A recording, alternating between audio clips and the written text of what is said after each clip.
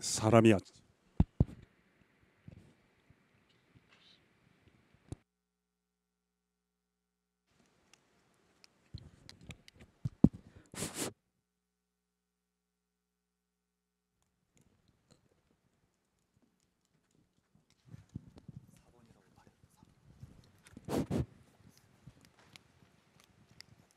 감사합니다.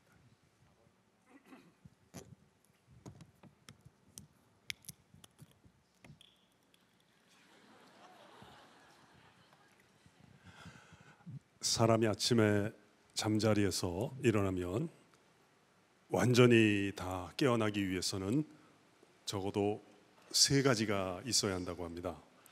첫 번째, 우리의 몸이 깨어나기 위해서 우리의 몸은 운동을 필요로 한답니다. 아침에 간단하게 맨손 체조라도 할 때 내 몸 안에 있는 혈액이 순환하면서 우리의 몸이 깨어나기 시작한답니다.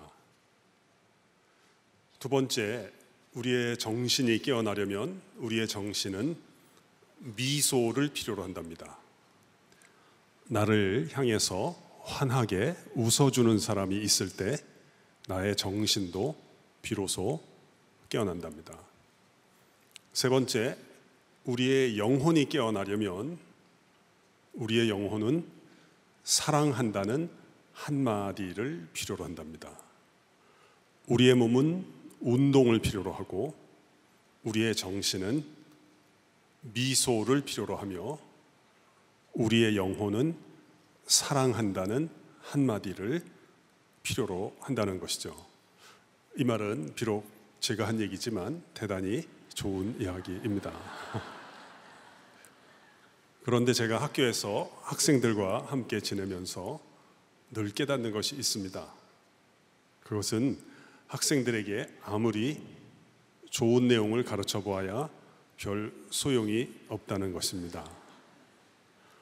왜 그런가 봤더니 우리의 가르침이 전달될 때는, 건네질 때는 뭐가 될 것 같은데 시간의 검증을 이기지 못하기 때문에 시간이 흐른 이후에 확인을 해보면 대개가 다 쓸모가 없는 가르침이 된다는 사실을 뒤늦게 알게 되었습니다. 그래서 지금은 제가 더 많은 이야기를 하려고 하기보다는 제가 강의를 한 지가 꽤 오래된 것 같아요. 제가 95년부터 학생들과 같이 있었으니까 벌써 30년이 됐네요. 그래서 요즘은 소원이 뭐냐면 설명충이 되지 말자.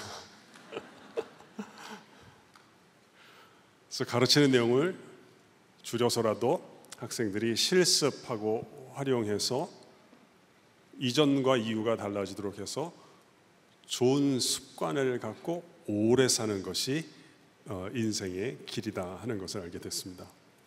그래서 제가 몸과 정신과 영혼에 해당하는 원리를 소개해 드렸는데요. 이 시간에 함께 우리 청년들과 함께 간단하게 실습을 해보고 싶습니다. 같이 한번 따라해 볼까요? 우리의 몸은 운동을. 네, 우리 계속 강의 듣고 뭐 앉아 계시느라 피곤할 텐데요.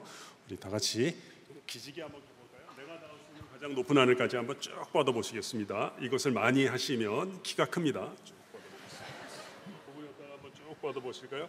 정말입니다. 당대 안 커지면 후대라도 반드시 커질 수 있습니다. 쭉 뻗어보도록 하겠습니다.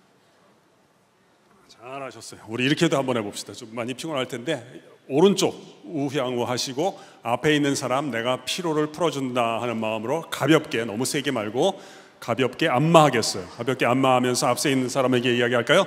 당신은 사랑받기 위하여 태어났어요. 좋은 사람과 결혼할 것입니다. 당신을 만나는 사람은 행복할 것입니다. 당신을 떠나는 인간은 두고두고 후회할 것입니다. 방향을 바꿔서 하겠습니다. 반대 방향으로. 혼자 계신 분들은 맨손 제조하고 저랑 같이 또 역시 앞에 있는 사람에게 당신은 사랑하기 위하여 태어났어요.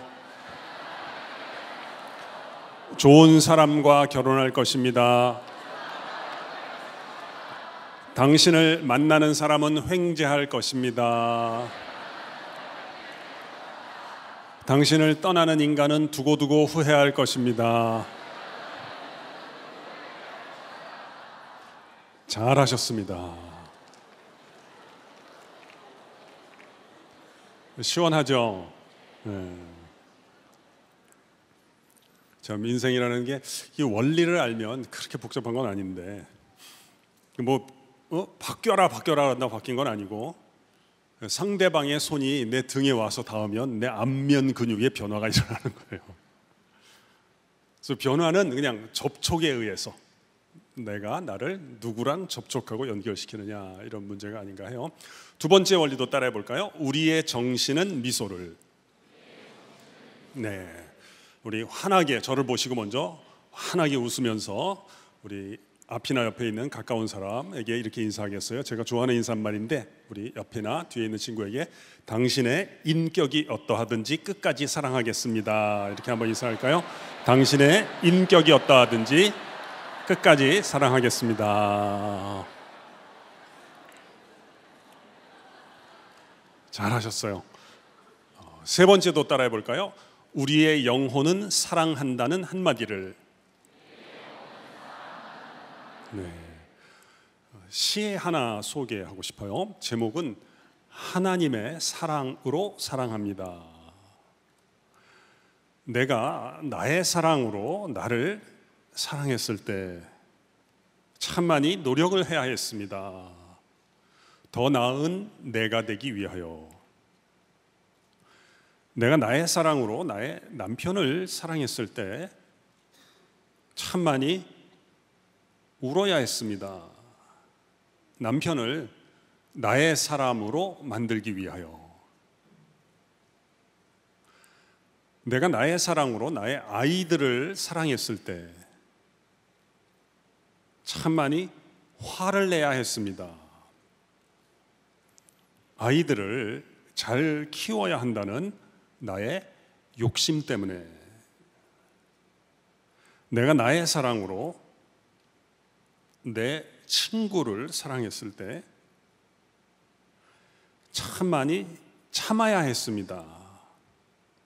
그 친구를 사랑해야 한다는 윤리 때문에. 이제는 하나님의 사랑으로 사랑합니다. 더 큰 사랑으로 사랑을 하니 사랑하는 일이 쉬워졌습니다. 사랑하는 일이 기쁨이 됩니다. 사랑하는 일이 감사가 됩니다. 제가 좋아하는 시입니다. 내용을 보니까 여성이 쓴 시 같아요. 어떤 속 썩이는 남편을 둔 여성이 신앙의 깨달음을 얻고 쓰지 않았나 하는 생각이 듭니다. 솔직하게 말씀드리면 제 아내가 쓴 시입니다. 오늘 제가 시편 50편 15절 환난 날에 나를 부르라. 내가 너를 건지리니 네가 나를 영화롭게 하리로다. 이 본문을 토대로 하나님의 길거리 캐스팅, 이 캐스팅 영어를 써서 좀 죄송합니다만 발탁이란 말이죠. 감독이 주연 또는 조연 배우를 발탁하기. 하나님의 캐스팅인데 길거리에서 하는 하나님의 길거리 캐스팅이라는 제목으로 여러분과 함께 시간을 보내고 싶습니다. 저는 만약에 가능만 하다면 질문도 좀 받고 싶은데 하여튼 보십시다. 1885년 8월 30일에 영국의 런던에 있는 메트로폴리탄 태버나클 침례교회의 목사였던 찰스 스펄전은 로빈슨 크루소의 기도라는 유명한 설교를 하였습니다. 아마 소설을 읽어본 분들은 아시겠는데요, 거기 보면 로빈슨 크루소가 한 10여 명의 선원들과 함께 항해 중에 풍랑을 만납니다. 그래서 다 세상을 떠나게 되고 자기 혼자만 살아남게 됩니다. 무인도에서 약 28~9년을 보내게 되죠. 다니엘 디포의 유명한 소설이죠. 거기 보면 약 9개월쯤 되었을 때 로빈슨 크루소가 극심한 열병에 시달리게 됩니다. 죽을 것 같으니까 그 전까지는 전혀 거들떠보지 않았던 책, 물론 성경책이겠죠. 이게 다 소설에 있는 내용입니다. 그 성경책에 아무 곳이나 펴서 아무 곳이나 읽고 하나님께 살려달라고 기도를 합니다. 그때 읽었던 구절이 오늘 본문입니다. 시편 50편 15절입니다. 환난 날에 나를 부르라. 내가 너를 건지리니 네가 나를 영화롭게 하리로다. 이것을 가지고 이제 스펄전이 설교를 하는 것인데요. 이 설명이 참 멋있어요. 스펄전에 따르면 여기에 역할 분담 또는 과제 분리가 나옵니다. 첫 번째는 로빈슨 크루소의 역할입니다. 그 전까지는 하나님을 전혀 신경도 안 썼지만 죽을 때가 되니까 하나님의 이름을 부르는 것입니다. 하나님, 나 좀 살려주세요.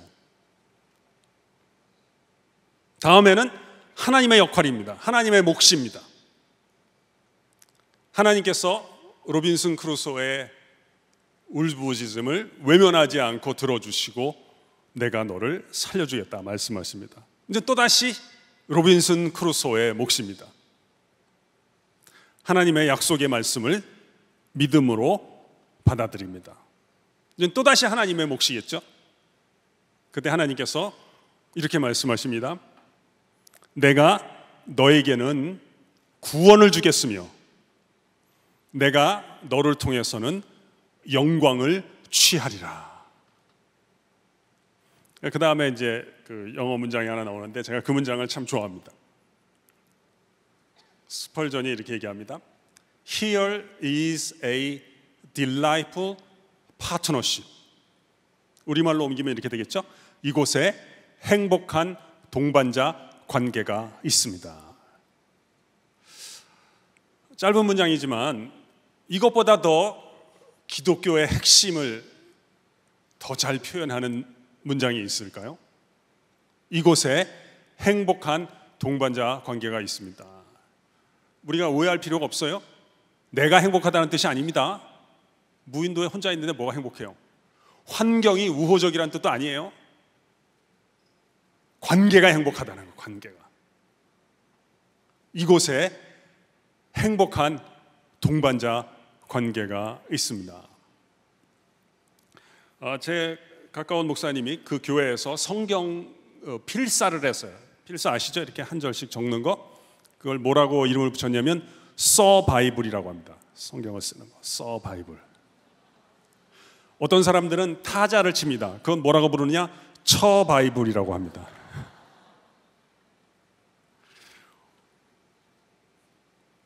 오늘 제가 여러분에게 말씀드리고자 하는 내용은 다음에 한 문장에 논지가 담겨 있어요. 여러분 가운데 지금 여러 가지 어려운 일 겪고 있는 분들 있죠? 고생하는 분들 손을 들 필요는 없어요.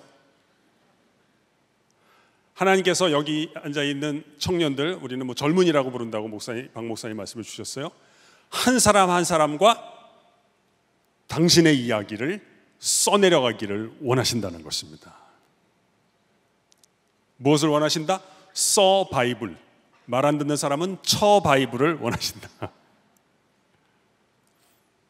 그래서 제가 이제 한 1시간 10분 정도 남았겠죠. 그 시간 동안 제가 원하는 걸 먼저 말씀을 드리겠어요. 내가 설명충이 되지 말자가 요즘 내가 원하는 거기 때문에, 물론 제가 책을 읽는 사람이지만 제가 책 읽은 것들을 여러분에게 얘기하려는 게 아니라 제가 뭘 원하는지 좀 여러분에게 먼저 말씀을 드리고 시작을 하겠어요.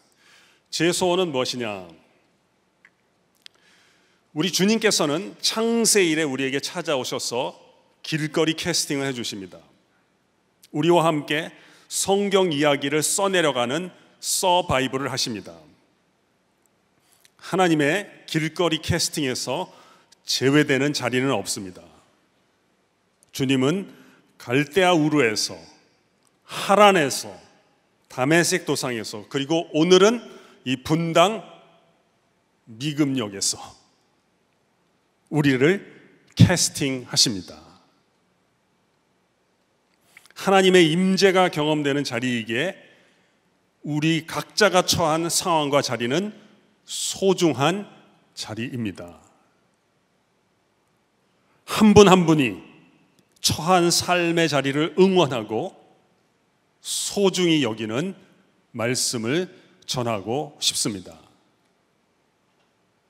주님의 캐스팅 사건을 통해서 내가 나를 더 이상 미워하지 않고 건강하게 사랑하는 길이 열리는 오늘 오후가 되기를 원합니다. 이게 제가 원하는 거예요. 그래서 내가 온 것이다. 여러분 계속 그렇게 저만 쳐다보시니까 조금 부담스럽습니다. 우리 학생들이 이렇게 안 쳐다보는데 아름다운 오후입니다.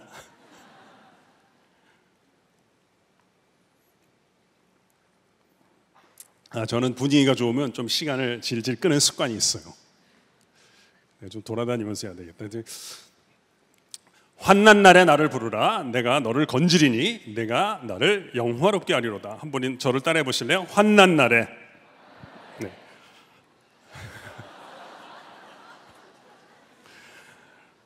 네 가지 논지인데요. 첫 번째, 나의 시련, 내가 지금 겪고 있는 이 환난은 나를 향한 하나님의 캐스팅이 시작되는 자리입니다. 적는 분들이 계시니까 제가 한 번 더 말씀을 드릴게요. 여러분 이렇게 저를 계속 쳐다보는 자세를 보니까 여기 있는 분들 앞으로 다 잘 될 것입니다만 우리 적는 분들이 조금 더 일찍 잘 될 거예요. 네, 적는 분들 위해서 한 번 더 얘기할게요. 지금 내가 겪고 있는 이 시련, 여러분 인간관계가 안 좋은 분들도 회사에서 어려운 일이 겪는 분들이 있을 텐데 지금 내가 통과하고 있는 이 어려움은 나를 향한 하나님의 캐스팅이 시작되는 자리다.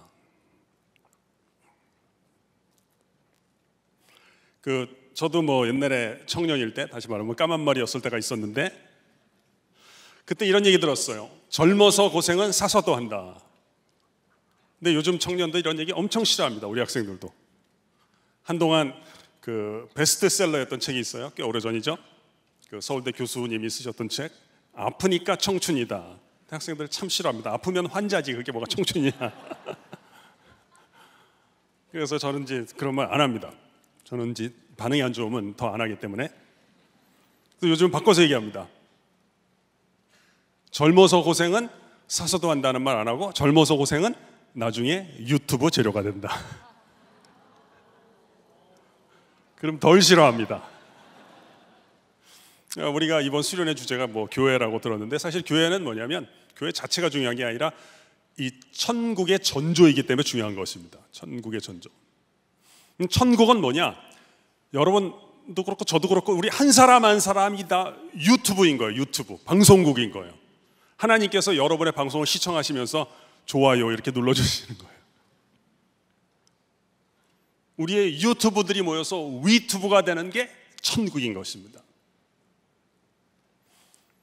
너의 방송이 없다라면 미싱, 놓치게 되는 하나님의 아름다움이 있게 되기 때문에 너는 대체 불가능하게 소중한 존재인 것입니다.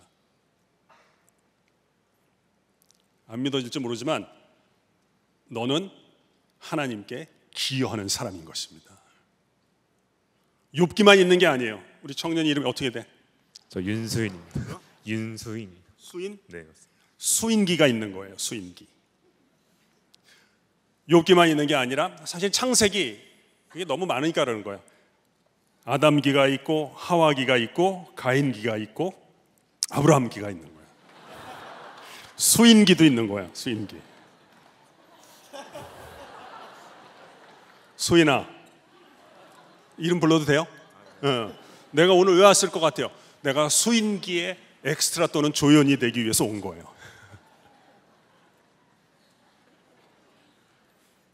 그런데 하나님이 수인이를 부르실 때, 아브라함을 부를 때도 다 마찬가지예요. 그가 고통 중에 있을 때 그 음성이 들리는 거예요. 제가 들어오기 전에 우리 박성진 목사님과 잠시 담소를 했는데 박 목사님이 참 여러분께 막 좋은 책 많이 소개해 주시더라고요. 우리가 C.S. 루이스의 The Problem of Pain, 고통의 문제 얘기를 했어요.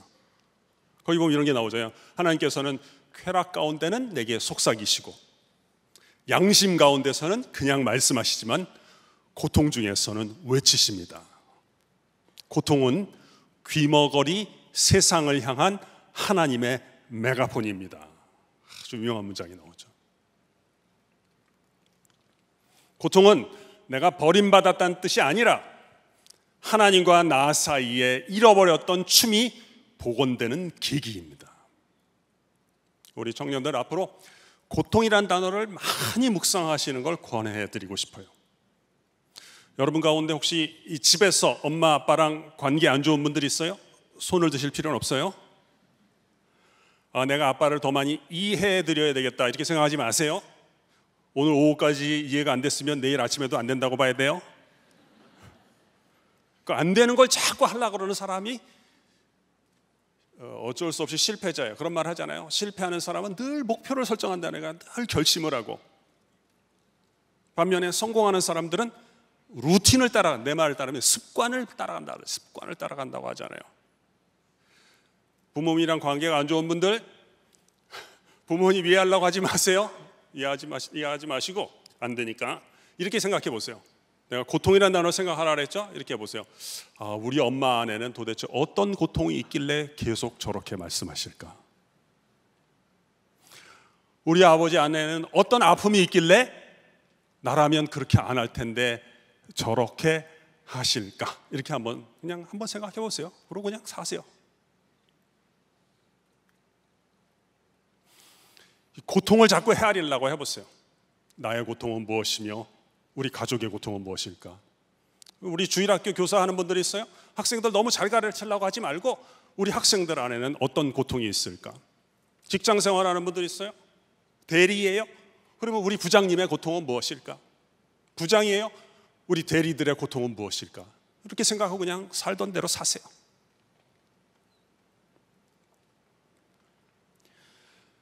저는 레미제라블을 좋아하는데 빅토르 위고의 소설이죠.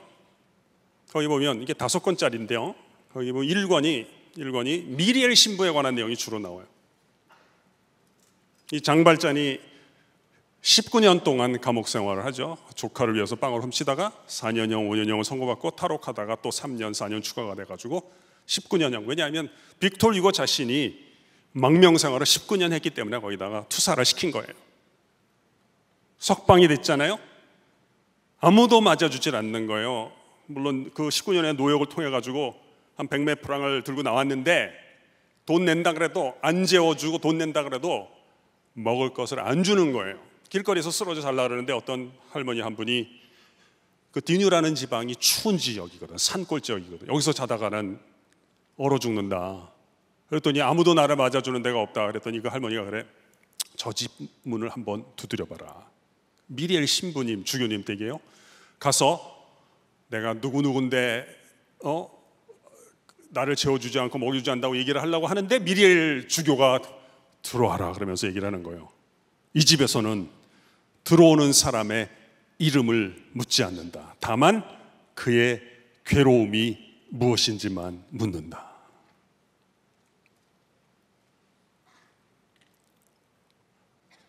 고통은 하나님과 우리 사이에 잃어버렸던, 놓쳤던 춤이 복원되는 계기가 될 수 있어요. 그래서 제가 우리 청년들에게 여쭙고 싶어요. 당신의 고통은 무엇입니까? 너무 잘하려고 너무 많이 알려고 하지 말고 당신이 헤아려 줄 수 있는 고통은 무엇입니까? 우리가 같이 밤새도록 좀 얘기를 하고 싶어요. 그래서 나만이 헤아려 줄 수 있는 고통이 있는 거예요. 그래서 뭐 좀 더 시간이 있으면 뭐 제가 두 번째로 넘어갈 거지만 시간이 있으면 뭐 고통의 여러 가지 것들을 얘기하고 싶어요. 예를 들면 너무 많은 사람의 안에 있는 고통이 있어요. 뭐냐? 인정받지 못하는 자의 고통이 있다.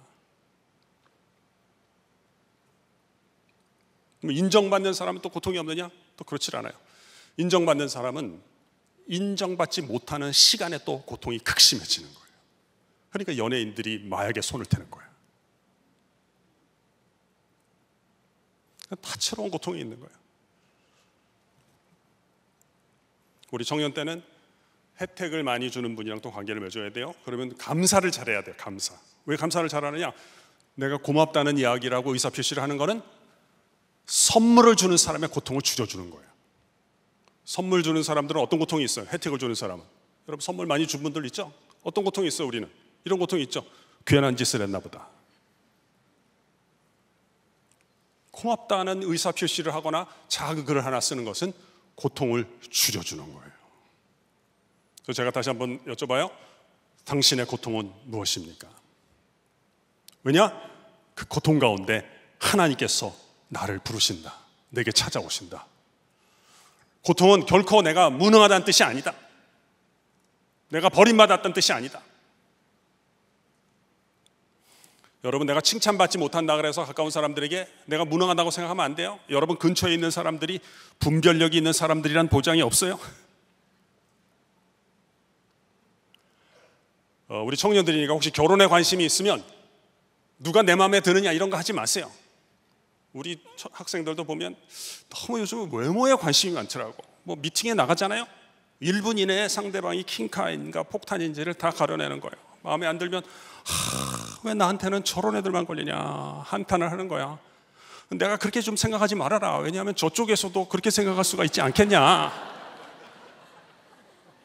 마음에 안 들어도 좀 잘해줘라. 왜냐하면 걔는 신통치 않지만 걔 친구들 중에는 괜찮은 애들이 있을 수가 있다. 저는 좀 이렇게 서로 아픔을 공유하는 사람들이랑 친구가 돼버리는 거예요. 너의 아픔을 헤아려주고 너도 아픔을 헤아려줄 수 있으면 같이 한 30분 동안 얘기를 해봐라. 뭐 이상형 이런 거 다 갖다가 버리고 좋은 친구가 돼봐라. 그래서 걔랑 이렇게 좋은 친구가 됐을 때 쟤랑은 그냥 한두 해 알고 지내는 것보다 30년 이상 시간이 되면 같이 이야기하고 싶다. 그런 느낌이 들면 그때는 결혼을 생각해 봐도 된다. 그때는 부모님이랑 상의해가지고 결혼 허락을 맡아봐라. 만약에 부모님이 반대할 것 같으면 제가 그것도 가르쳐 줍니다. 곧바로 걔를 소개하지 말고 이상한 애를 먼저 한번 보여드리고 그 다음에 걔를 만나게 해드려라.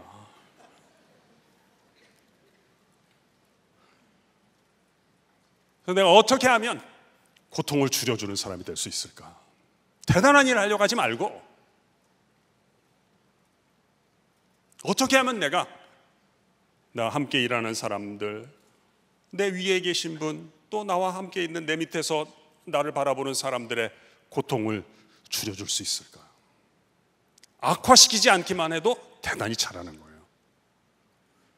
사실 저도 이제 뭐 퇴직이 가까워오기 때문에 한번 아내랑 제가 산책하다가 저희 아파트에 요즘은 경기가 진짜 안 좋아요.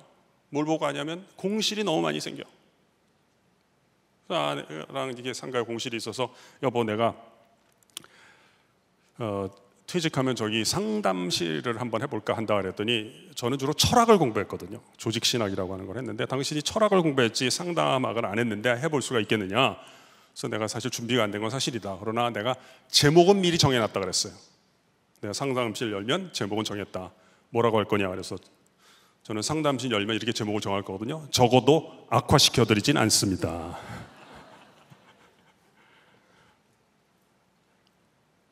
여러분 진짜 잘 들으시네. 아름다운 오후예요. 환난 날에 나를 부르라. 내가 너를 건지리니 내가 나를 영화롭게 하리로다. 두 번째도 우리 한번 따라해 볼까요? 나를 부르라. 하나님은 어떤 분일까? 제가 오늘도 운전해 오면서 이런 생각을 했어요. 내가 어떻게 하면 우리 청년들에게 하나님이 한 사람 한 사람을 얼마나 사랑하시는가를 갖다가 잘 묘사할 수 있을까? 그걸 뭐 여러분이 구매하는가 안 하는가 그건 여러분의 자유인 거예요. 고객이 물건을 사는가 안 사는 건 그건 고객 마음인 거야. 그러나 나는 내가 파는 이 물건과 이 서비스를 어떻게 잘 describe, 묘사할 수 있을까?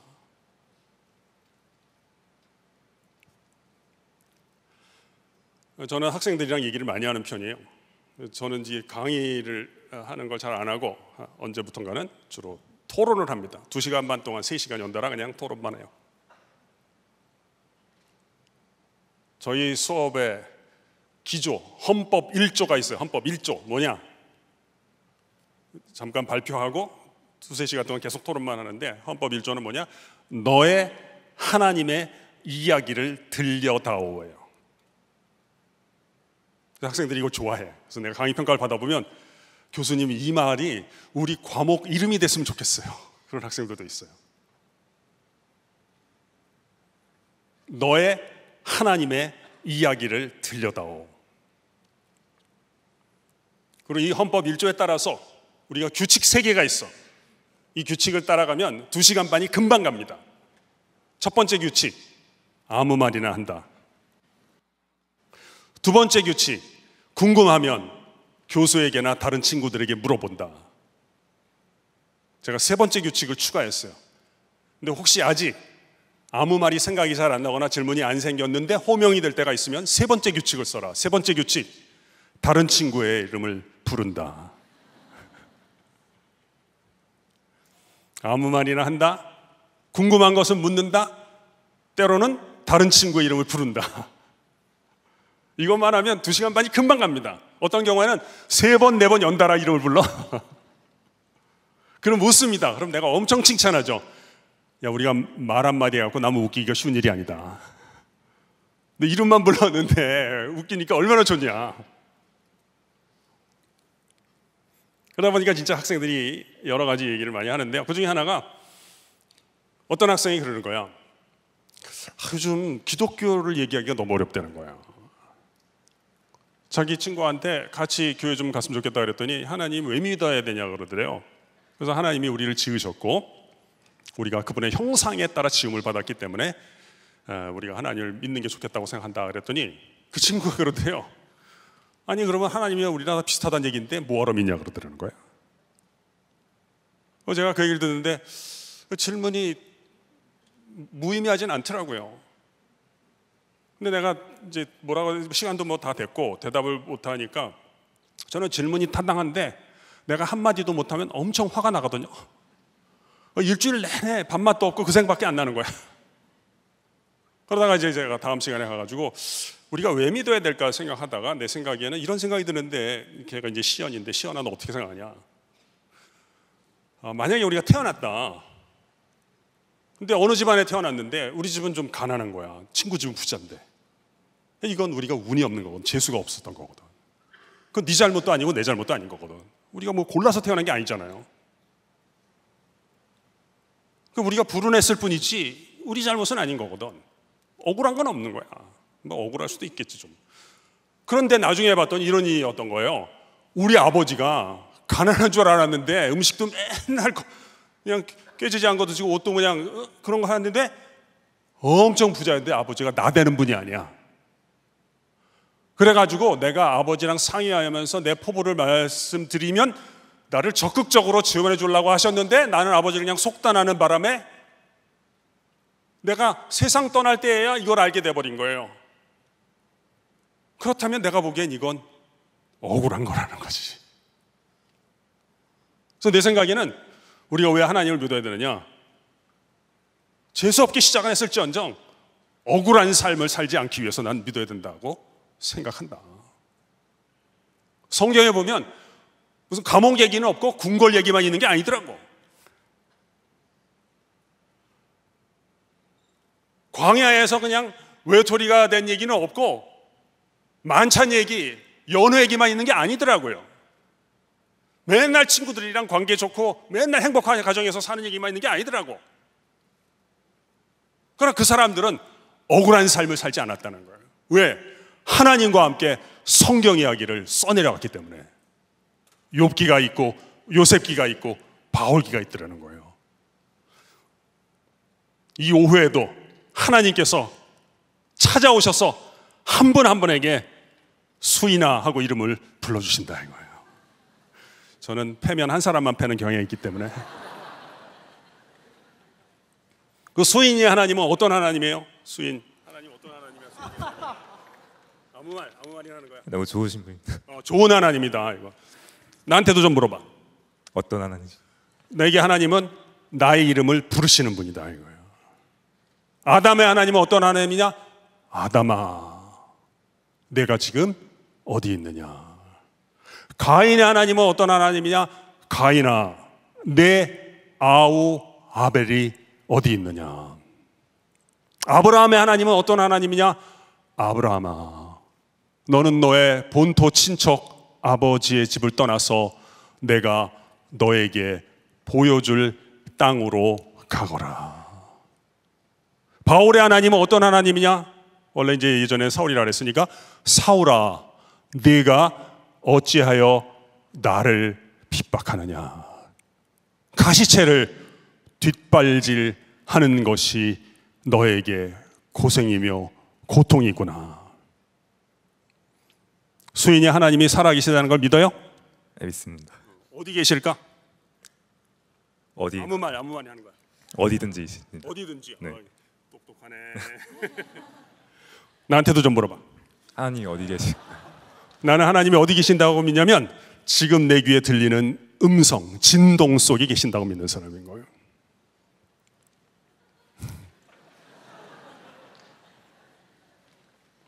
하나님이 살아계신다면 지금 당신의 고막과 존재를 흔드는 진동 속에 계시는 거예요. 그래서 성경은 뭐라 그래? 듣는 자는 살아나리라. 이런 하나님의 부르심, 내게 다가오심에 대해서 나도 하나님의 이름을 부르는 것을 우리가 기도라고 한다. 기도. 제가 오후라서 복잡한 신학 얘기는 안 하겠지만 그래도 하나 그냥 개념을 소개를 해드리면 은총의 매개 수단이라는 개념이 있어요. 한번 따라해 봅시다. 우리 적는 분들 계시니까 안 적는 분들은 따라해 봅시다. 은총의 매개 수단. 영어로는 The means of grace. 은총의 수단, 매개 수단이란 말이에요. 무슨 말이냐? 하나님은 피조물이 아니기 때문에 우리가 알 수가 없는 거예요. 그런데 하나님은 때때로 어떠한 수단을 사용하셔서 반드시 필연적으로 그런 건 아닌 거예요. 어떤 수단을 사용하셔서 당신의 임재를 드러내 주세요. 그 중에 하나가 고통이고, 그 중에 하나가 기도고, 그 중에 하나가 소원이고, 그 중에 하나가 고유함이고, 네 가지를 오늘 얘기하는 거예요. 두 번째가 기도인데, 기도한다고 하나님이 반드시 임재하지 않아요. 그러나 하나님이 기도를 쓰셔서, 수단으로 쓰셔서 그걸 믿음으로 실행하는 사람에게 당신의 임재를 드러내 주시는 거예요. 고생한다고 다 하나님을 만나는 게 아니에요. 그러나 어떤 경우에는 하나님이 그 고생과 고통을 수단으로 쓰셔서 당신의 임재를 드러내시는 거예요. 그래서 빌립보서 4장 6절 7절에 바울기를 쓴 바울은 이렇게 얘기하죠. 아무것도 염려하지 말고 다만 모든 일에 기도와 간구로 네가 너희 구할 것을 감사함으로 하나님께 아뢰라.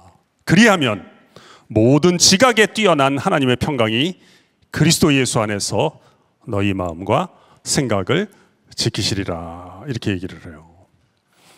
그래서 하나님께서 성경 이야기를 써내려가는 사람들의 두 번째 챕터, 고통 가운데 있는 건 뭐냐? 나를 부르시는 하나님께 대해서 나도 하나님의 이름을 부르는 거예요. 그래서 저는 개인적으로 저는 이제 제 성경에 있는 거예요. 저는 하나님을 몰라요. 그러니까 내게 찾아온 나의 하나님만 알지. 저는 하나님 일반, God in general, 하나님 일반은 저는 알 수가 없어요. 알고 싶지도 않고, 알고 싶지 않다 좀 이상하다.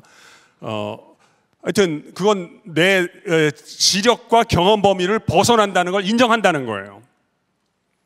그래서 나는 내게 찾아와 주셔서 나를 위해서 겸손해지신 하나님만 알고, 또 그렇게 생각하기에 또 너무 단조로우니까 내가 이제 수인의 하나님의 이야기를 듣고 싶어 하는 거예요. 나는 일반적인 하나님 얘기는 굳이 알 필요 없다고 생각해요. 근데 아무튼 그건 그냥 참고로 하시고, 그때 나의 이름을 불러주시는 하나님의 이름을 나도 부르는 것, 이것이 매우 중요합니다. 그래서 여러분 여기서 평소에도 예배 드리신지 모르겠는데, 예배 드린다면 이렇게 생각합시다. 저 문을 통과하는 순간 이렇게 생각해요. 나의 모든 걱정, 근심, 염려가 기도 제목으로 바뀌는 자리에 내가 지금 들어가고 있다. 이러한 자세로 여러분과 저의 우리의 신앙을 실행하시는 영혼의 축복을 꼭 받으시기를 바라요. 한번 따라해 봅시다. 나의 염려를 기도 제목으로 바꾸기. 예, 이 짧은 표현입니다만 이 말씀을 잘 따라가시면 이 말씀이 그리고 그에 따른 실행이 여러분과 저의 인생을 보호해 줄 수 있습니다.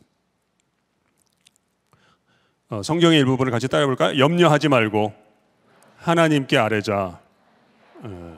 원래 이렇게 하라 그랬지만 저는 해봐서 잘 안 돼서 이렇게 안 합니다. 제가 염려하지 않고 제가 기도하려고 했더니 염려만 하나 더 생겼어요. 어떻게 하면 염려하지 않을 것인가. 그래서 저는 그냥 염려는 염려대로 합니다. 대신에 예배당에 나올 때 문을 통과하면 나의 걱정, 근심, 염려가 이 자리에서는 기도 제목으로 바꾸고, 이 염려거리를 통해서 내가 하나님의 이름을 다채롭게 부른다, 이렇게 생각합니다. 여러분 혹시 책 가운데 개나리는 근심하지 않는다라는 책을 아세요? 수인이 혹시 알아요? 개나리는 근심하지 않는다? 책의 이름만 아는 것도 교양인데, 근데 아마 모를 거예요. 왜냐하면 제가 쓴 책이기 때문에 아마 잘 모를 거예요.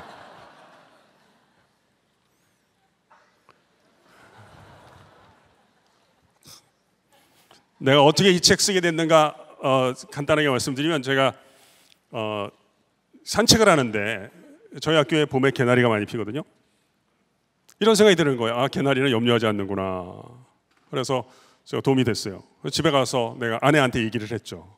저는 제 소명 또는 직업이 유통업이에요. 유통업.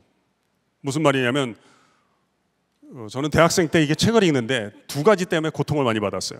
첫 번째는 특별히 번역책을 읽는데 이런 걸 책이라고 냈냐, 이런 걸 번역이라고 했냐, 돈만 아깝고 말이야. 그래서 고통을 많이 겪었어요. 두 번째 고통이 더 컸어요. 어쩌다가 이제 두 번째 고통을 겪었는데 너무 좋은 책을 보는 거야. 그러면 너무 열등감이 생기는 거예요. 이 사람이 이 첫 번째 문장을 쓴 다음에 도대체 두 번째 문장이 어떻게 생각이 났을까? 저는 숙제 내면 다 베껴서 냈거든요. 똑같이 세상에 태어났는데 그게 너무 스트레스가 되는 거예요. 그래가지고 사실 저는 대학생 되기 전까지는 다른 사람 앞에 나와서 얘기해 본 경험이 거의 없어요. 근데 왠지 모르게 그냥 부러운 거야, 말을 잘하는 사람들이.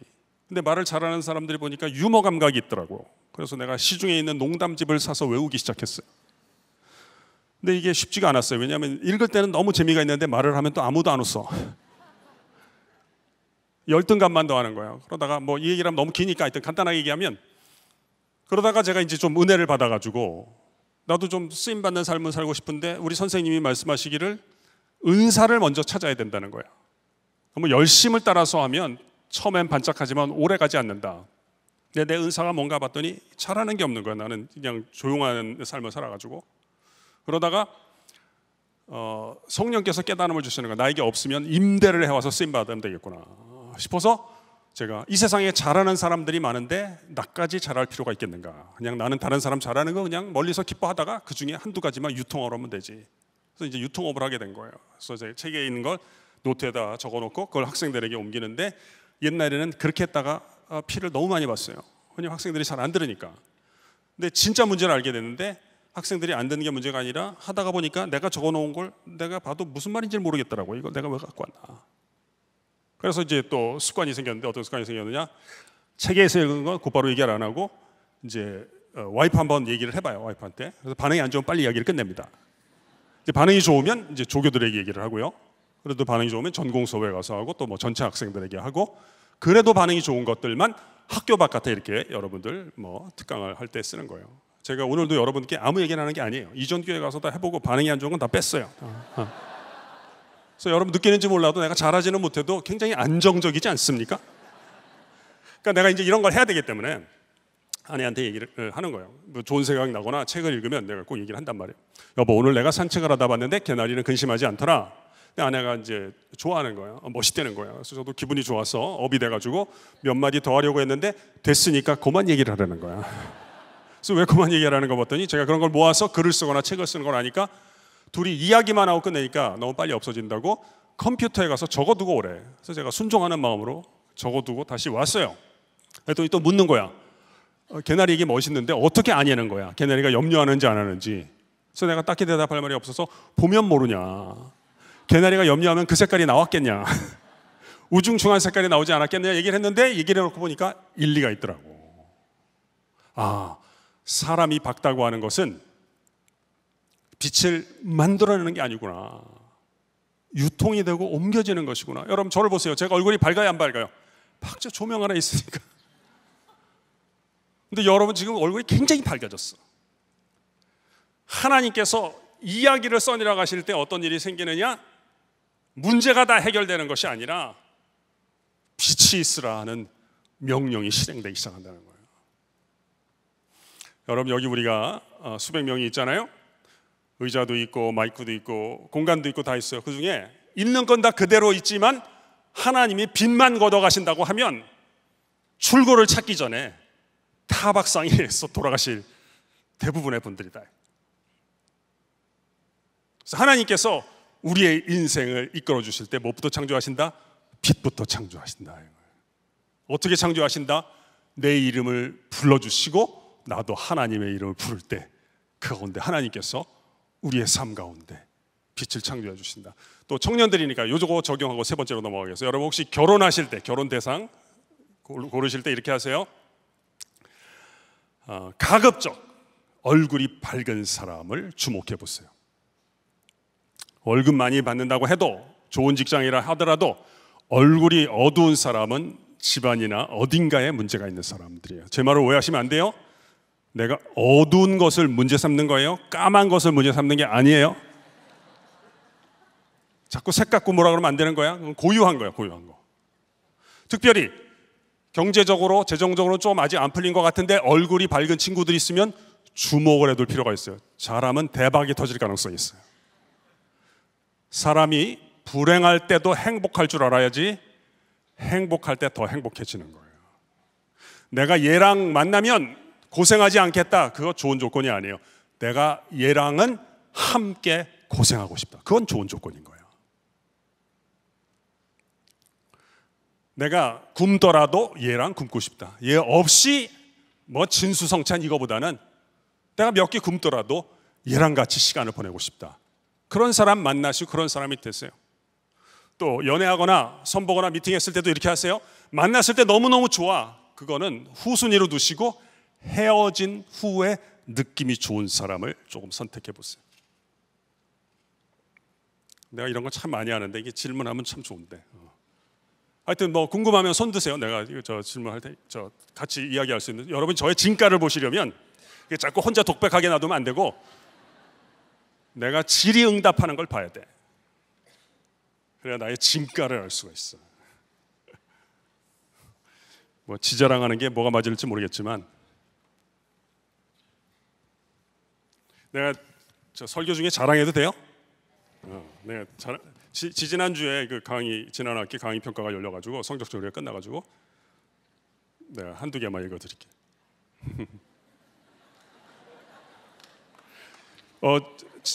수인아 자랑해도 되냐 안 되냐? 됩니다. 네. 나한테도 좀 물어봐. 아이고, 나는 성경에 보니까 웬만하면 안 하는 게 좋더라고.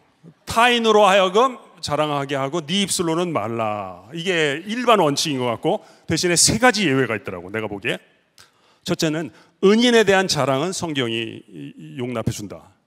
바울이 빌립보 교회 그리스도의 날에 너희가 나의 자랑이 되고 내가 너희의 자랑이 되기를 원한다. 두 번째는 은혜에 대한 자랑도 대체로 용납을 해준다. 누가 나한테 잘해준 것에 대해서는 감추지 말고 자랑. 세 번째는 원리와 원칙에 대한 자랑도 그렇게 단정하지 않는다. 예를 들면 바울이 내게 육체의 가시가 있었는데 이것이 내게서 떠나가게 하기를 3번 주께 간구했는데 내 은혜가 내게 족하도다 하나님께서 말씀하셔서 내가 도리어 나의 약한 것들에 대하여 자랑하리니 이는 그리스도의 능력으로 내게 머물게 하려 함이니라. 다시 말하면 내 약함이 내 부끄러움이 아니라 그리스도의 능력을 담는 그릇이 된다는 원리를 자랑하는 거는 또 봐준다 하는데, 내가 원리가 있어서 이제 자랑을 좀 해보겠습니다. 저의 교만함이 탁월함으로 비춰질 수 있도록 수업 시간에 품어주심에 감사드립니다. 현 한국 사회에서 감히 교수님과의 우정을 느낄 수 있다니 참으로 감사합니다. 진정으로 창조적인 삶이 무엇인가에 대한 고민이 늘 저에게 있었습니다. 저의 모든 고민과 불확실함이 이전과 이후의 역동함임을 깨닫습니다. 저도 저 자신을 기특하게 여겨줘야겠습니다. 이렇게 저희로 하여금 꿈틀댈 수 있도록 해주심에 감사드립니다. 저희가 다 알지 못하는 교수님의 수많은 내면의 싸움들 속에서 저희를 향한 사랑과 신뢰가 잉태되었으리라 생각해 봅니다. 대화하면서 우리를 웃기시는 당신의 유쾌한 영성에 감사하면서, 이건 뭐 하여튼 좋게 잘 봐준 거고, 내가 재밌었던 것 중에 하나가 어떤 학생 한 문장 썼어. 하마터면 기독교로 개종할 뻔했습니다. 결국 안 했다는 거야. 또 어떤 학생 나 토론 좋아하네, 이런 것을 깨닫게 된 수업이었습니다. 또 어떤 학생 제가 교수님을 몇 년 동안 지켜보았는데 겁나네. 교수님은 생각한 것을 그대로 말씀하시던데 저는 그것이 참 어렵습니다. 하나만 더. 이 수업을 통해서 제 사고가 확장되어 가는 것을 느꼈습니다. 사실 제가 발표나 토론 수업을 좋아하는 사람이 아닌데 교수님의 토론 수업은 더 듣고 싶어집니다. 토론도 좋아하는 편이 아닌데 매 시간마다 학우분들이나 교수님과 이야기를 나누고 싶어 입이 근질거리는 신기한 경험을 했습니다. 그래요. 세 번째로 가도록 하겠습니다. 세 번째, 환난 날에 나를 부르라. 내가 너를 건지리니 내가 나를 영화롭게 하리로다. 우리 성경의 한 부분을 또 따라해 볼까요? 내가 너를 건지리니. 네. 이게 하나님 스타일이 있다고 저는 보는데요. 하나님 스타일. 하나님은 어떤 스타일이냐? 뭐 저는 제 하나님밖에 모르고, 그러나 또 다른 분들의 하나님 이야기를 보니까 하나님은 뭐 따지거나 막 시비 걸거나 이런 분위기보다는 당신이 원하시는 것을 말씀을 하시는 거예요. 내가 너를 건져주고 싶다. 내가 너를 열국의 아버지가 되게 하고 싶다. 내가 너를 이방인을 위한 사도로 만들고 싶다. 그리고 거기에 대해서 작게나마 협조를 하면 동행을 하시고, 그렇지 않으시면 잠시 기다리거나 서식지로 옮기시는 거예요. 그러다가 미루다가 아브라함은, 하나님이 아브라함에게 75세에 처음 찾아갔겠어요? 글쎄요. 미루다가 드디어 시작이 되면 또 하나님은 거기서부터 출발하신다. 그래서 저는 우리 학생들에게 이렇게 우리 살아갈 걸 권하는 거예요. 제가 우리 젊은이들, 청년분들에게도 권하고 싶은데, 우리가 자꾸 시비 걸지 말고 원하는 것을 먼저 정하고 그 다음에 그걸 무례하지 않게 누군가에게 자꾸 이야기하는 습관을 들여보자는 거예요. 제 근거는 빌립보서 2장 13절이에요.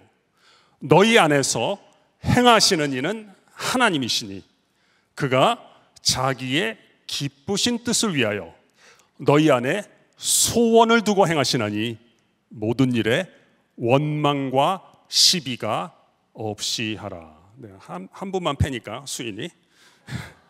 수인이 안에서 행하시는 이는 하나님이시니 그가 자기의 기쁘신 뜻을 위하여 수인 안에 소원을 두고 행하시나니 그러므로 모든 일에, 수인이가 하는 모든 일에 원망과 시비가 없이 하라. 그러니까 수인이의 소원이 있다는 건 뭐예요? 하나님의 기쁘신 뜻이 있음을 의미하는 것이다. 인생에서 제일 위험한 것 중에 하나가 뭐냐?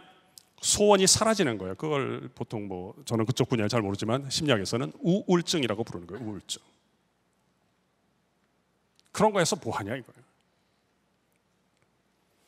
그 소원도 하나님의 은총의 매개수단이 될 수 있다. 내 소원대로 다 하나님이 된다 그런 뜻이 아니에요.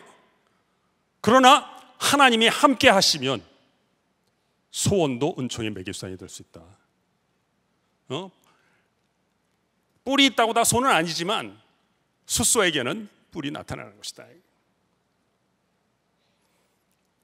그래서 우리가 수인이랑 저랑 같이 차 마시면서 오래 얘기 안 되면 내가 물어보고 싶은 거야. 수인아, 너의 소원은 무엇이냐? 예수님이 오셔서 수인아, 내가 네게 무엇을 해주기를 원하느냐 물으신다면 뭐라고 얘기하겠어요? 저 행복해지기를. 행복해지기를. 훌륭해. 그러니까 내가 뭐 수인이는 수인기가 있겠지만 경철기에 따르면 하나님이 두 가지 경우에 저에 대해서 대단히 행복하신다는 걸 그러니까 우리가 좀 공통점이 있는 것 같아. 첫 번째는 뭐냐? 내가 이전보다 더 행복해질 때 하나님께서 대단히 기뻐하신다는 것을 알게 됐어요. 저는 약간 이단적일 수 있는데 여러분이 새겨 들으실 줄 알고 내가 그냥 얘기하겠어요.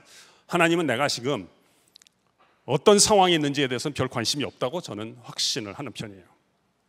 내가 뭐 감옥에 있는지 뭐 연구실에 있는지 하나님 별 관심이 없다. 하나님 어디에 관심을 두고 계시느냐?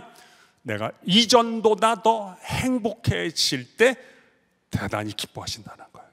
그래서 행복해진다는 말은 또 저는 그냥 이렇게 이해를 하는데요. 내가 조증에 걸린다는 뜻이 아니에요. 맨날 헤헤거리고 돌아다니는 뜻이 아니라 내가 반응하는 에너지를 느낄 때라는 뜻이에요. 슬픔도 행복의 한 스타일이다. 예수님이 그렇지 않으면 예수님이 이 말을 이해가 안 되잖아. 애통하는 자는 복이 있나니 천국이 저희 것입니다. 저희가 위로를 받을 것입니다. 기뻐한다는 건 뭐냐? 항상 기뻐하라는 건 무슨 뜻이에요? 헤헤거리고 돌아다니라는 것이 아니라 내가 감옥에 있든지 모함을 받든지 반응하는 에너지를 느낀다는 거예요. 어떨 때는 통곡을 통해서 내 반응의 에너지가 시작이 될 수 있다. 공통점은 뭐예요? 내가 무감각하고 무심한 데서 벗어나기 시작하는 거예요. 두 번째는 언제 행복하시냐? 언제 하나님이 저를 향해서 기뻐하시는가 봤더니 제가 더 자유로운 선택을 할 때 하나님께서 매우 기뻐하신다는 것을 저는 알게 됐어요. 내가 어떤 걸 선택할 때 환경 때문이나 과거 때문에 하는 것이 아니라 내가 자기 결정 능력을 갖고 어떤 것을 결정할 때 하나님께서 매우 행복해 하신다. 아무튼 제가 뭐 수인뿐 아니라 한 분 한 분에게 여쭤보고 싶어요. 이런 질문을 남기고 가고 싶어요. 당신은 무엇을 원하십니까? 뭐 제 소원 뭐 조금 더 말씀드릴까요? 저는 저를 만나는 사람마다 다 잘 되는 것, 특별히 뭐 제가 개인적으로 만나는 사람의 숫자는 상대적으로 적으니까 제 강의를 듣거나 혹 저의 설교를 들으시는 분들이 하나님 앞에 큰 혜택을 받아서 다 잘 되는 것이 제가 원하는 것이다. 요즘 학생들 이렇게 얘기하면 별 뭐 시큰둥해. 그러면 또 반응이 안 좋으니까 이제 그만 얘기하고 요즘 이렇게 바꿔서 얘기합니다. 제 소원은 뭐냐? 저를 안 만나는 인간들마다 다 손해 보게 만드는 것이 내가 원하는 것이다. 내가 만나달라고 구걸하지 않아요. 그러나 내 소원은 뭐냐? 나를 안 만나면 손해 보도록 만드는 것이다. 또 제 소원은 뭐냐면 이야기하고 싶은 사람이 되는 거예요. 이야기하고 싶은 사람. 여러분 소원을 자꾸 정하세요. 정하시고 안 이루어지는데요. 그 경우에는 또 저를 찾아와서 뭐 찾아올 필요 없고 하여튼 이게 질문이 있으면 하세요. 제가 알 수 있는 거 대답해. 그러니까 소원이 잘 안 이루어지면 규모를 줄여보세요. 반으로 4분의 1로 줄여보세요. 그리고 횟수를 더해보세요. 예를 들어볼게요. 참 우리는 소통이 잘 안 돼요. 그러지 마시고 너무 많은 거야. 제가 수업 시간에 우리는 소통이 되는 과목을 하면 이렇게 하지 않는다고 그냥 너의 하나님의 이야기를 들려다오라는 거야.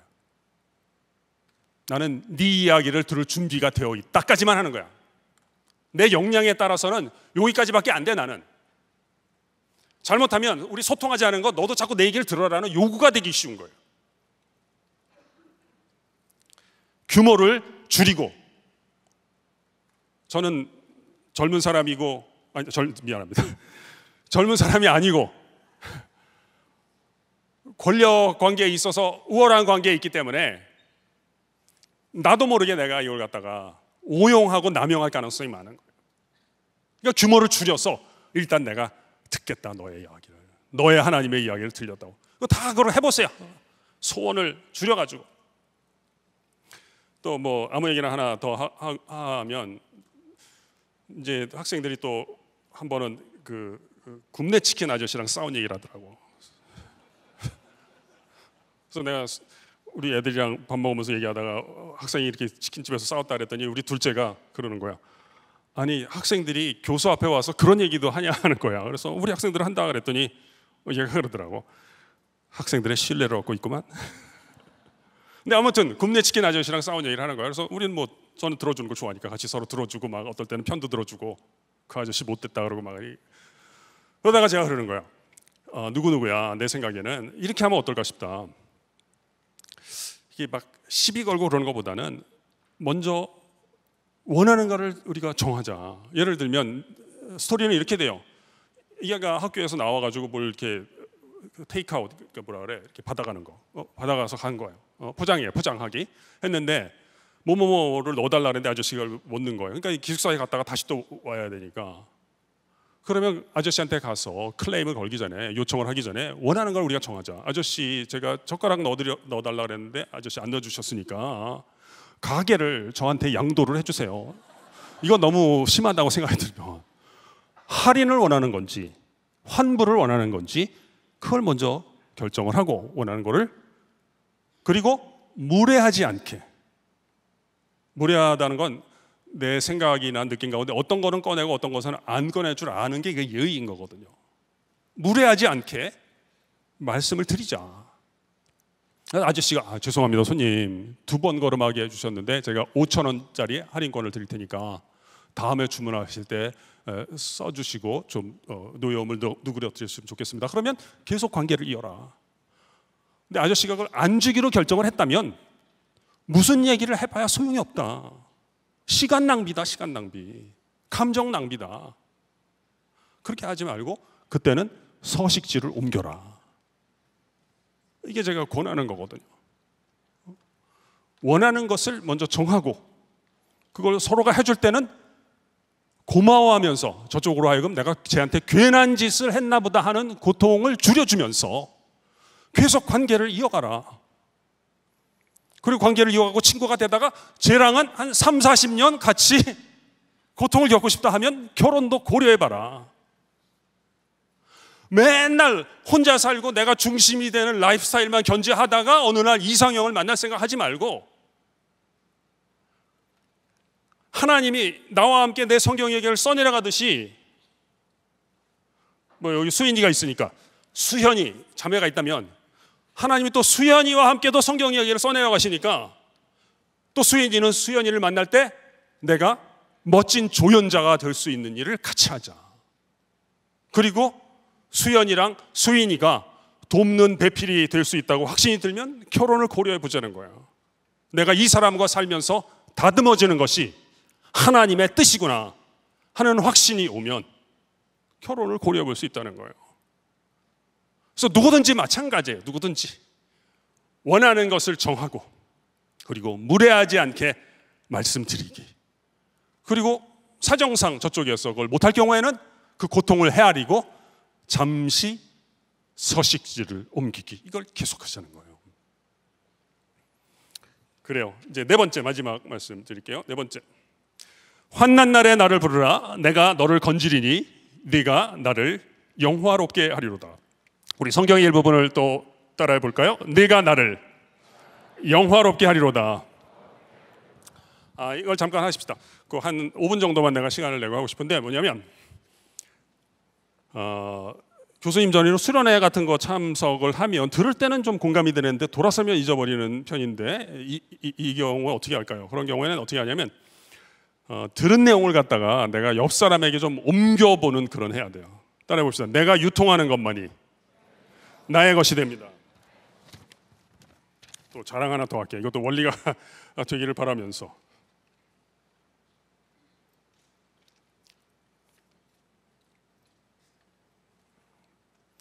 수업이 끝나는 것이 아쉬울 만큼 좋았습니다. 올 한 해는 이 수업을 듣기 전과 후로 나눌 수 있다고 말할 수 있을 정도로 큰 의미가 있는 수업이었습니다. 학우들과 다채로운 생각을 나눌 수 있음이 즐거웠고 나의 생각을 나의 입 밖으로 꺼내어 나의 언어로 표현하는 것에 즐거움을 알게 되었습니다. 제가 요즘 새로운 수업에서 만나는 제 친구들도 교수님의 수업을 들을 수 있으면 좋겠습니다. 이런 것들을 나만 알아간다는 것, 교회 친구들이나 나의 지인들은 이 내용들을 접하지 못한다는 것이 아쉬울 정도입니다. 그래서 교수님이 제게 유통해 주시는 것들을 저도 제 주변 사람들에게 유통하고 있는 저를 발견하고 있는 요즘입니다. 이게 훌륭한 거예요. 제가 제 학습법 중에 하나가 뭐냐면 유통 중심의 학습인 거예요. 우리가 들었다고 남지 않아요. 우리가 다음 순서가 또 있는지 모르겠지만 여러분, 이 시간은 어떤 시간이냐면 이전 시간에 들었던 것들이 사라지는 시간인 거예요. 다음 시간에 또 은혜 받으면 어떻게 해요? 그거 좋아하면서 그 전에 들었던 것들이 사라지는 거예요. 뭐 어떻게 해야 되느냐?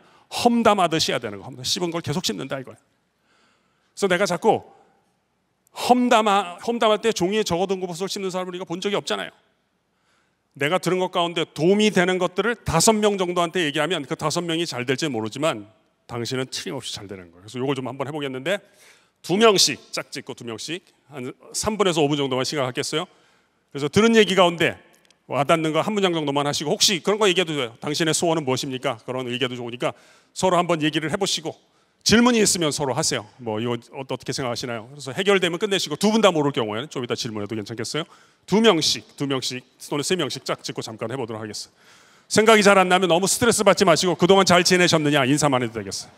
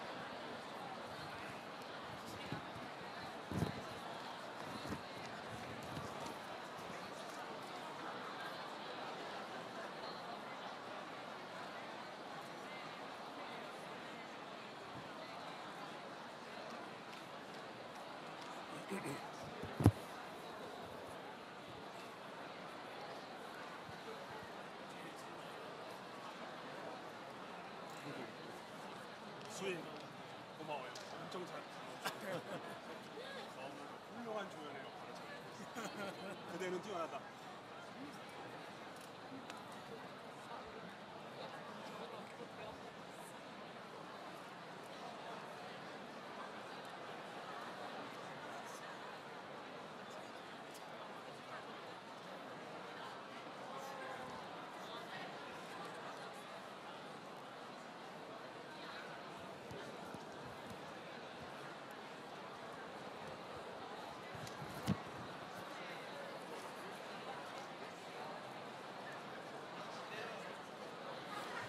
잘하셨어요. 한번 저를 따라해 볼까요? 우리의 몸은 운동을 한번 같이 따라해 볼까요? 우리의 몸은 운동을 기지개 한번 펴보십시다. 내가 나왔으면 한번 쭉 뻗어보시겠어요? 어머니였던 한번 쭉 뻗어볼까요?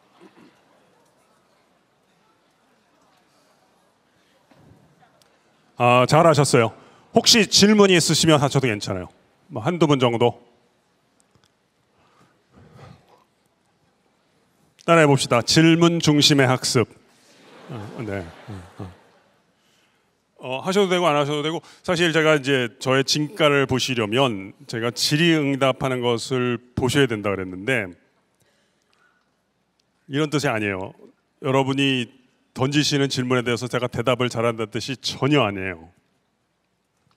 저는 좀 고통이 몇 가지가 좀 극심한 편인데 그 중에 하나가 나르시즘이 있어요. 제가.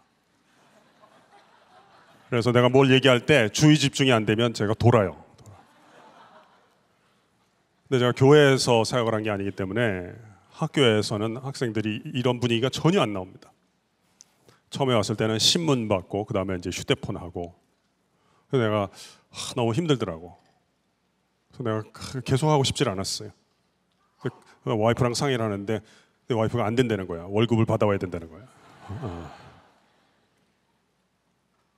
그래서 저는 아무리 생각해도 20분, 30분 내내 하면서 학생들의 주의를 집중할 능력이 없더라고. 그래서 제가 여러 가지 또 그런 고민이 있으니까, 그리고 고민과 소원이 있고 그걸 규모를 줄이고 횟수를 더하다 보면 공하면 통한다고 반드시 길이 나옵니다. 길이 나온다는 거예요. 목적지가 나온다는 뜻이 아니에요. 그러다 제가 마이클 샌델의 정의란 무엇인가와 여러 청년들과의 만남을 통해서 이제 저만의 방식을 얻게 됐는데, 그게 뭐냐면 조교의 전화번호를 스크린에 띄워주고 학생들이 거기다가 질문을 보내면 조교들이 질문을 써줍니다. 그럼 제가 그걸 대답을 하면 10개 정도 질문 받으면 시간이 가는 거예요. 그래서 저는 이렇게 무대에 올라가는 걸 이렇게 천성적으로 이렇게 너무 이렇게 조용한 데서 자라서 그런지 좀 부담스럽더라고. 그래가지고 지금처럼 했어요. 10여 년 이상 이렇게 했어요. 근데 학생들이 웃으면 특이한 질문이 나온 거예요. 한 번은 학생들이 막 웃어서 뒤돌아보니까, 교수님, 저는 채플에는 관심이 없고 저의 간절한 소원은 헤어진 남자친구와 다시 만나는 것입니다. 제가 어떻게 하면 좋을까요? 그래서 그러면 제가 지금 무슨 일이 일어났는지 함께 같이 고민해보고 대책을 마련해보기로 하자. 걔가 너를 버렸다고 생각하면 안 된다. 그따위 인간이 뭔데 너를 버리고 말고 하냐. 지금 우리에게 일어나는 일이 뭐냐면, 네가 그 빌어먹을 놈한테 걔한테 제공하는 시간을 구매하는 구매 중단의 조치를 제가 내린 것 같은데, 도대체 왜 그러한 조치가 내려졌는지 함께 고민해보자. 아마 내 생각에는 누군지 모르니까 제가 그냥 일반적으로 얘기할 수밖에 없죠. 그럴 때는 내게 있기를 원하는, 뭐 돈이든지 뭐 외형이든지 있기를 원하는 어떤 것이 없거나 없기를 원하는 어떤 뭐 템퍼라든지 신경질 이런 것들이 있기 때문에 걔가 구매 중단이라고 하는 조치를 내린 것 같은데, 나는 지금 네가 당장 걔에게 가는 것은 동의하지 않는다. 왜냐하면 다시 가려면 헐값에 팔아야 될 텐데, 나는 우리 서울여대 학생들이 그렇게 헐값에 취급받는 건 전혀 내가 동의할 수 없다. 그러나 그럼에도 불구하고 네가 걔를 사랑한다면 걔 아픔이 느껴질 터인데, 그러면 걔가 이게 힘들다고 하니까 그 부분을 좀 모으거나 또는 줄이기 위해서 노력하고 나중에 다시 한번 가보도록 하자. 근데 좀 안타까운 거는 그 사이에 걔가 이제 딴 여자한테 갈 가능성이 있는데, 그걸 다 고치고 난 다음에 간다면 슬퍼할 필요가 없는 게 걔보다 훨씬 더 좋은 사람 만나게 될 것이라고 나는 믿는다. 뭐 이제 그런 얘기를 하는 거예요. 그래서 한 10개 내지 13개 정도 질문 받으면 끝나는데, 제가 이런 걸 통해서 뭘 하게 됐냐면, 제가 모를 때는 빨리 모른다고 얘기한다고요, 학생들이. 학생들한테 저 사람은 모르는 얘기를 시간을 질질 끌거나 내가 A를 물어봤는데 B를 대신 대답하는 사람은 아니다. 이런 거를 이제 제가 보일 수 있는 거예요. 그래서 이제 질문을 하시면 제가 다른 건 잘 못해도 잘 들어주는 건 알 수 있어요. 지금 네가 던지는 그 질문이 얼마나 소중한 질문인가. 내가 다 잘 알지는 못하지만 하나님께서 내 인생의 이야기를 써내려가는데, 내가 다 알 수는 없지만 왜 이 시간 이 자리에서 너를 내 인생에 보내셨는가에 대해서는 내가 기꺼이 내 귀를 너에게 줄 수 있다. 그런 걸 할 수 있는 거예요. 근데 이런 것들이 너무 도움이 되는 거예요. 제가 오면서도 아내랑 그런 얘기를 하면서 차 타고 왔는데, 강의 평가 내가 얘기를 하면서 보니까, 내가 오늘도 지금 지구촌 교회 청년들 만나러 가는데 내가 하고 싶은 게 뭐냐면, 내가 길게 얘기하는 게 아니라 이 학생들이 학생이 아니지 우리 청년들이 얼마나 소중한가, 하나님이 얼마나 한 사람 한 사람을 정말 사랑하시는가. 물론 불우하고 좀 재수 없는 환경은 펼쳐졌을지라도 적어도 억울한 삶을 살지는 않게 만드는데 내가 묘사하고 싶다. 그림을 그리고 싶다. 내가 이걸 이제 여러분 만나기 위해서 내가 이걸 다시 본 거예요, 사실은. 왜냐하면 학생들이 도대체 어떤 경험을 했기 때문에 나에 대해서 이러한 얘기를 써줬는가 봤더니 제가 두 가지를 얘기한 거예요. 첫째는 이 친구들이 자존감이 아름답게 모아진 거다 이거예요. 왜냐하면 평범하게 사는 사람들이 있잖아요. 자신의 얘기를 했을 때 일주일에 3시간씩 다른 사람이 자신의 이야기에 귀를 기울여주고 그걸 14번의 경험을 갖는 사람이 그렇게 많지 않습니다. 그 시간을 통해서 내 삶이 가치 있는 삶이구나라는 걸 느끼는 거야, 이 친구들이. 그게 첫 번째고, 두 번째는 뭐냐면, 그러다 보면 그 레미제라블에 이제 그런 표현이 있어요. 두 사람이 연애하는데 거기에 코제트랑 누구야, 남자 마리우스인가, 둘이 연애하는데 빅토리오가 이런 문장을 나눴어요. 자신이 행복한 사람은 다른 사람들도 행복하기를 바라는 법이다. 자기가 그런 자존감이 있는 사람은 주변에 있는 사람들에 대해서 좋은 것을 보고 그걸 얘기하기를 기뻐하는 거예요. 그래서 내가 보면 이런 게 있어요. 이게 내가 이제 C.S. 루이스의 순전한 기독교를 주로 읽고 토론하는 수업이 있거든요. 그 수업 학생 중에 하나가 뭐라고 썼느냐, 참 우리 학우들도 좋고 교수님도 좋지만 C.S. 루이스가 얼마나 대단한 분인지를 또 제가 알게 되었습니다. 마치 제가 그 저자랑 친구가 된 것 같은 느낌입니다. 이게 뭐예요? 자신이 행복한 사람, 건강한 자존감을 가진 사람만 주변에 있는 사람의 좋은 점이 보이고 그것들에 대해서 자연스럽게 이야기하기를 기뻐한다는 거예요.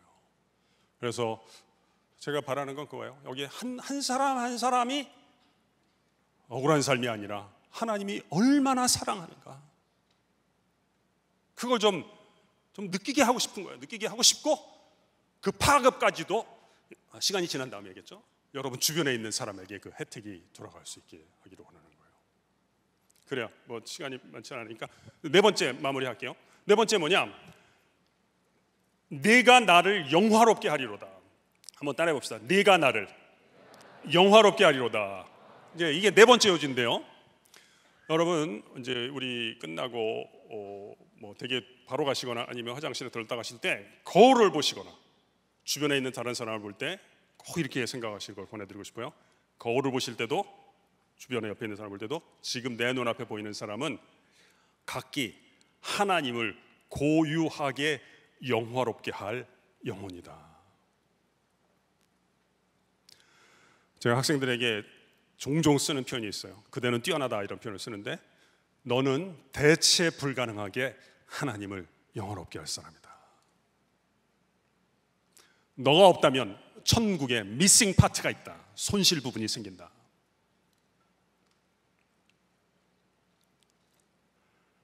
하나님께는 이 세상이 그렇게 크질 않아요. 우리한테 막 세상이 대단히 중요한 것 같죠? 여러분 이렇게 생각하시면 안 돼요. 하나님이 나를 대하실 때, 수인아, 하나님이 수인이를 대하실 때 정부가 국민을 대하듯이 너와 나를 대하는 게 아니다. 정부가 국민을 어떻게 대해?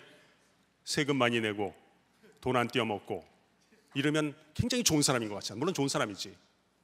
그러나 하나님은 그렇게 대하는 게 아니에요. 하나님은 수인이가 이 우주의 유일한 존재인 양 수인이를 대하는 거예요.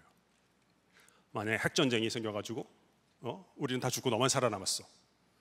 근데 그게 AD, BC 1년이야. 그래도 예수님께서는 수인이를 위해서 십자가를 치러 오셨을 거예요. 마치 이 유주에 네가 유일한 존재, 이 지구촌교회 청년 집회 왜 하는 줄 알아? 너를 위해서 하는 거야. 내가 왜 왔겠어? 저를 그렇지.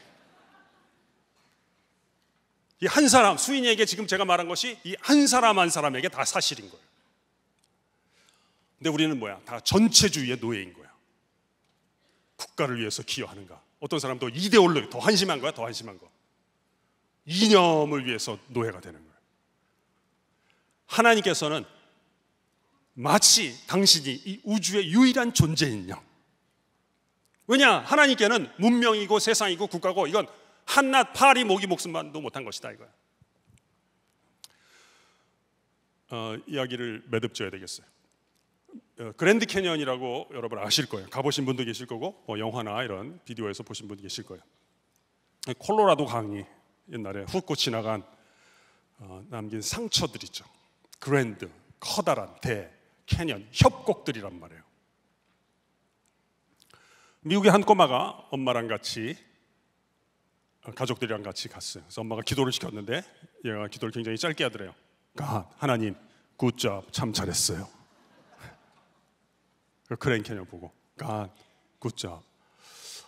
나는 물론 농담이지만 저는 얘기 듣고 이게 언젠가 내가 하나님께 드릴 기도가 아닐까 싶어요. 하나님, 굿잡. 그때는 정말 힘들었는데, 여러분도 힘들 때 있잖아요. 여러분, 고통의 뜻이 뭐예요? 고통. 아픔이 아니거든. 아픔은 통증이라고 하는 거예요. 고통을 고통되게 하는 건 남음이야, 남음. 사라지지 않음이야. 저도 힘들 때는 내가 이런 생각 안 하고 잠자리에 드는 날이 있을까? 차에 타면 막 숨이 막히는 것 같은 거예요. 그런 날이 올까? 근데 고통은 없애는 게 아니에요. 그 고통이 없었더라면, 그 고통이 없었기 때문에 내가 다른 사람의 고통에 대해서 무심했던 거예요. 그 고통 때문에 내가 다른 사람의 고통을 헤아릴 수 있게 된 거예요. 하나님 나를 쓰시는 거는 내 학력이 아니구나. 내가 그나마 쓰임받는 건 내가 우리 학생들의 고통을 헤아리는데 조금 눈을 떴기 때문에 그런 거예요. 저는 옛날부터 강의를 잘하기를 원했어. 그러다 어느 날 알게 됐어요. 이게 내 안에 인정받지 못하는 자의 고통이 있기 때문이구나. 그 말인즉슨 저 건너편에도 인정받지 못하는 자의 고통이 있는 사람들이 있다는 얘기인데, 나는 내 고통에만 집착을 했다는 걸 내가 알게 됐어요. 그래서 옛날에는 강의를 좀 더 멋있게 하려고 책을 읽었다면, 지금도 그렇게 읽지만, 지금은 내가 학생들을 칭찬하되 빈말로 칭찬하지 않기 위해서 책을 읽습니다. 여러분, 만약에 우리 안에 우리의 내면을 볼 수 있는 엑스레이가 있다면 여기저기 구멍이 송송 뚫려 있지 않을까요? 시간은 갔고 직장은 옮겼지만 아직도 나에게 남아있는 그 아픔이 있지 않을까요? 여러분, 폼페이 유적이 어떻게 발굴됐는지 들으셨어요? 고고학자들이 18세기에 그걸 발굴을 하는데, 물론 그 전에도 발굴을 했지만 조금 이상한 거야. 뭔가 자꾸 빈대가 있고 이거 그냥 파면 안 되겠다. 그래서 거기다가 석회를 붓기 시작한 거예요. 석회를 부었더니 어떤 일이 생겼냐면, 거기 남녀가 부둥켜 안고 있는 그 굳어진 다음에 그런 모양이 나오는 거야. 여기 문명이 있었구나. 근데 용암이 흘러내리면서 다 녹여버린 거구나. 돌덩이는 그대로 놔두고. 그래서 이게 폼페이 유적이 발굴이 된 거예요. 만약에 수인이나 경철이의 안에 이런 석회를 붓는다면 기괴한 모습이 나오지 않을까? 여기에 골다공증처럼 여기에 구멍이 뚫리고 저기에 구멍이 뚫리는 것. 나랑 함께 사는 가족도 내 아내도 알지 못하는 그 아픔이 있지 않을까? 이거 왔다 갔다 쓰는 거예요. 근데 우리는 돈 좀 많이 벌고 승진 많이 하고 업적을 많이 내면 없어질 것 같지, 길어봐야 30년인 거예요. 어디다 갖다 쓰는 거예요?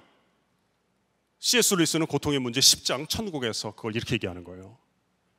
만약에 자물쇠라는 것이 있는 줄 모르는 세계에 있는 사람들이 열쇠를 보았다면 그런 생각을 하지 않았을까요? 저는 요한계시록 2장 17절 참 좋아합니다. 이기는 그에게는 내가 흰 돌을 줄 터인데 그 흰 돌에는 새로운 이름이 기록되어 있을 것이며 그 새 이름은 받는 자 외에는 알 사람이 없으리라. 천국에는 하나님과 나만이 아는 새 이름이 있다는 거예요. 그게 나의 진정한 정체라는 거야. 나의 그 고통의 열쇠가 없었더라면 내가 결코 접근할 수도 없었고 파헤칠 수도 없었던, 나만 증언할 수 있는, 수인이만 증언할 수 있는 하나님의 아름다움과 탁월함의 증언자가 수인이의 영혼이 된다는 거예요. 그때 잘하였도다 착하고 충성된 종아, 하나님의 음성을 들을 때 너랑 나랑 이렇게 하는 거예요. God, good job, 참 잘하셨어요. 그때는 너무 힘들었는데 당신의 은혜의 강물이 제 영혼에 이러한 흔적을 남기셨네요. 더 열내고 싶지만 시간이 허락하지 않아요. 그러나 하나님이 수인이를, 그리고 여기 수없이 많은 수인이들을 얼마나 사랑하는가를 꼭 얘기하고 싶었어요. 그래서 여러분의 삶의 자리를 더 이상 미워하지 않고 건강하게 사랑하는 길이 열리는 첫 시발점이 되는 이 미금역의 오늘 오후가 되기를 바랍니다. 기도하겠습니다.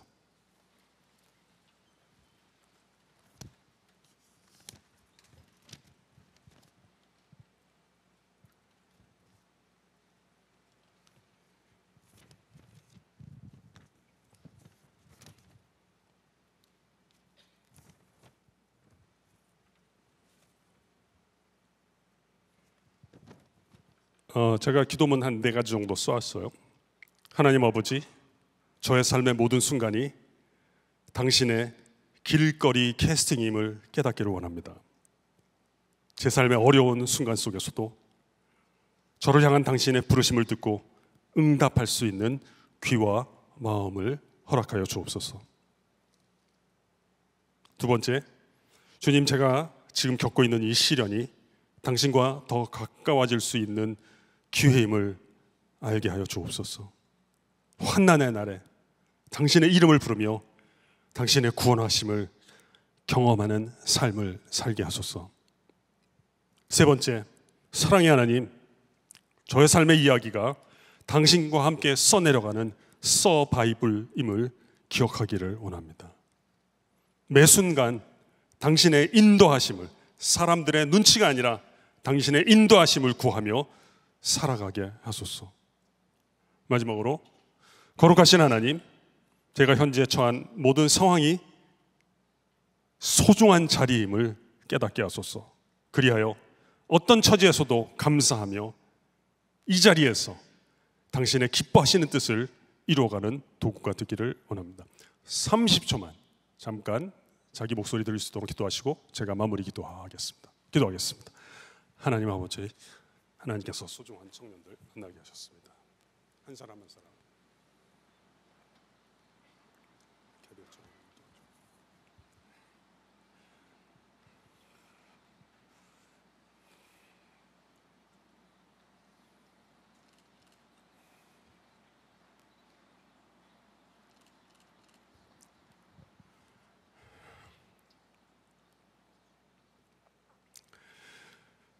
나의 사랑하는 자가 내게 말하여 이르기를, 나의 사랑, 나의 어여쁜 자야, 일어나서 함께 가자.